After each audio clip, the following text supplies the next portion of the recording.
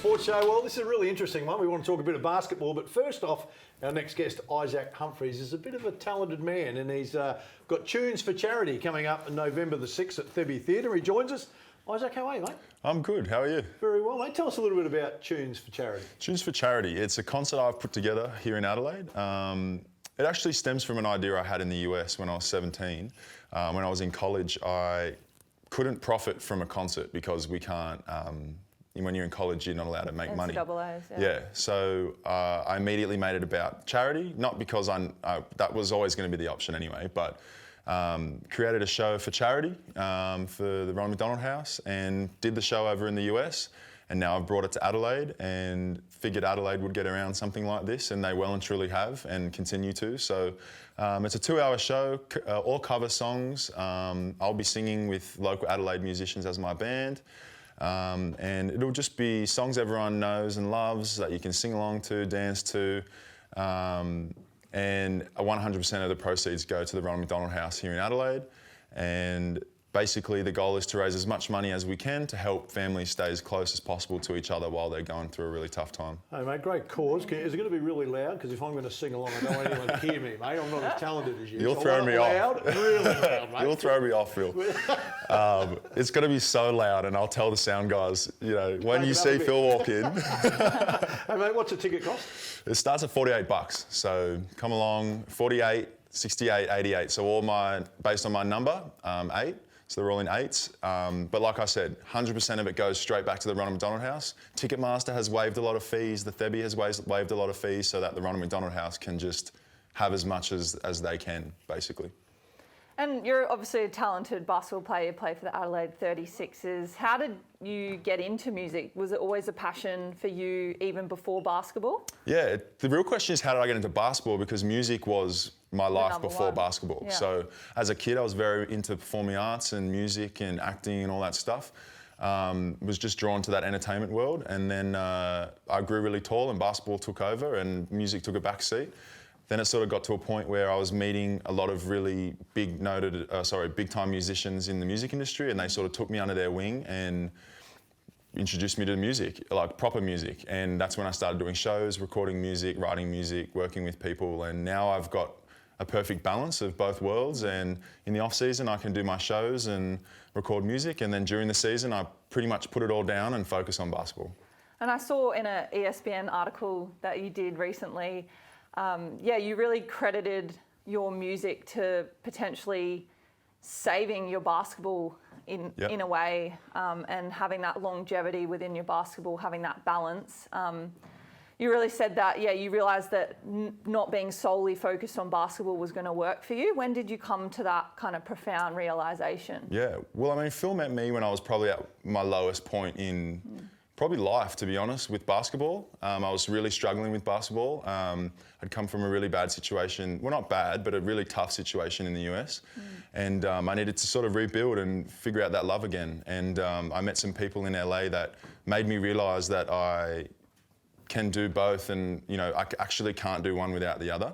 And my love and passion comes from music, translates straight into basketball, and my love and passion for basketball translates straight into music. So I just learned that, I needed to do both. And now that I can do both and people accept that I do both, it's just a very known thing now around our industry that I do music as well.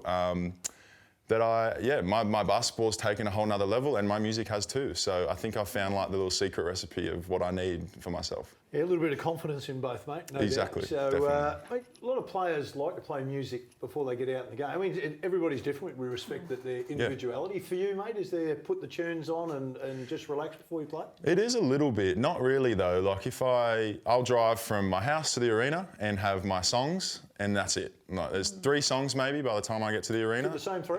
Yeah, always. Yep. I'm not letting you into it though. I know you want to know. But yeah, they're my 3 songs that I can kind of just really vibe to, zone out, and I'm pretty much screaming by the time I get to the arena because I'm so hyped up. And then I just focus on the game. I sit in the locker room, I listen to everyone else, I watch everyone else. I don't need to be in my own, it's a team sport, I get it. Everyone has their own process, but at that point I want to be with the team and around the guys. I've done my work, I can vibe the guys now and figure out how they're feeling that day. That's my process anyway. And I'd love to know, like, are the fundamentals between writing music and playing basketball, do you find similarities between the two, or are they completely different and that's why you love it? I think so. I think there are similarities and differences. I mean, they're different, creative and sport and physical, it's all different, but I guess when you're starting out to write, you start very simple and basic and try your best to just, not be too technical and too difficult. And with basketball, you start with fundamentals and basics, and it's sort of the same progression. I've never really thought about it like that. There's definitely similarities and differences, though, everywhere in both. Yeah. Mate, let's talk about the season, not too far away. So CJ's arrived in town. He's been with you for a week now, mate. Is it and the learning of his systems? How's that flowing? Yeah, it's flowing good. It's 1 week though, so you can't really tell anything really. We're still trying to get a feel for him. He's getting a feel for us.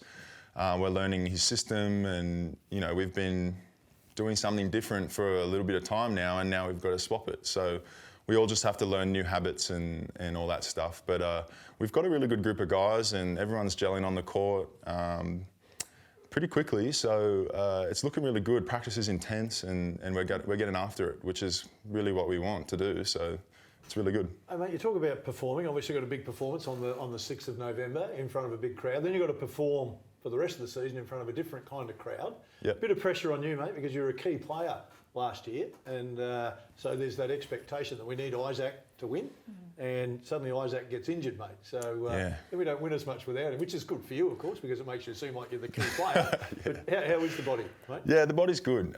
It did take a bit of a hammering last year with those injuries, and I think the COVID pre-season really got my body just not in a place that it wanted to be in, and I don't think we sort of figured that out until it was too late. We've slowly but surely rebuilt it back up, and I'm really hoping to just be ready to go for the Blitz and ready to go for the season. We're doing everything we can to just tick every box and make sure that Big Ice is ready to go, I guess. Did you find that when you were injured, the music side of things really helped you kind of dealing with an injury? A little bit. I don't think I turned to it as much as I probably could have. I was really focused on getting back on the court, and sort of everything went away. I was a bit blind. I had the garters on, and I was so dead focused on getting back on court. To a fault, I think, because I think I came back a bit too early, and other stuff sort of started to happen because I was so dead on getting back. But I think now that I've been able to have an off season and think of other stuff and music come along and have a concert to plan and do all that stuff, it's definitely let me just breathe a little bit on my injuries and not think about it every second of the day, and it kind of goes to the back of your head a little bit, and you can subconsciously forget about the injuries or whatever is happening. At the start, no, but as I went on and sort of figured it all out, yes, it definitely helped. Mate, do you reckon you'll have another concert during the year? Because, coming from a coaching standpoint, everybody coaches differently. Yeah. But I would say to you, mate, I reckon you should plan another one, because I think it's a good balance and it's a good distraction. Mid-season? Absolutely. Wow. To go... I'd be too scared. Just to step away from the floor for a while and go, I've got another focus. So, because sometimes you can burn up that energy the whole time on that. Yeah. Like you talked about, clearly you've got that single-minded focus. Yeah. So I'd be saying, mate, you need to shift a little bit to freshen yourself up mentally. I've never thought about doing anything music-wise in season, because I have always avoided the perception of he likes music more, or he, doesn't, want to do basketball as much. I've always avoided that. I've tried to keep them both very separate for that reason, because I know how people are, and I've got that forever. So it's only now that they're starting to sort of see them come together. Yeah. I would encourage it myself. Don't worry. I know we talk about perception and reality. So but for you, it may help you with lots of things. It may. I'm not saying you should do it. It may, and it'll be something I can think about. But there's a lot that goes into planning a show. It's not just showing up on the night and singing for 2 hours.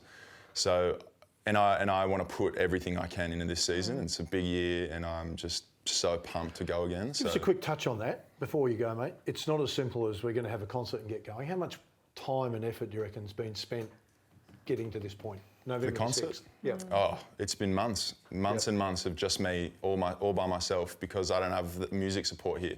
It's my first show in Australia. It's my first. I'm not as connected here in Australia musically, so I've had to literally do every single thing, and it's it's been massive, but it's going to be very worth it on Saturday. All right, mate, we know it's November the 6th. We know it's a Saturday night. We know it's at Thebby Theatre. I want to get a ticket. How do I get one before we go? Ticketmaster.com or all my socials, Isaac Humphries 7 or Six's socials, Thebby socials, Thebby website. It's everywhere. Posters are all around the city. You can find it if you're looking. All right, let's get down there. Support Isaac Humphries. It is for a great cause. Ronald McDonald House. Isaac Humphries, our special guest. Good luck with it, mate. I'm sure Thanks, it'll be guys. a ripper, and Appreciate we'll catch up with you during the season on the 36ers. Stay with us. Still, plenty to come on the show.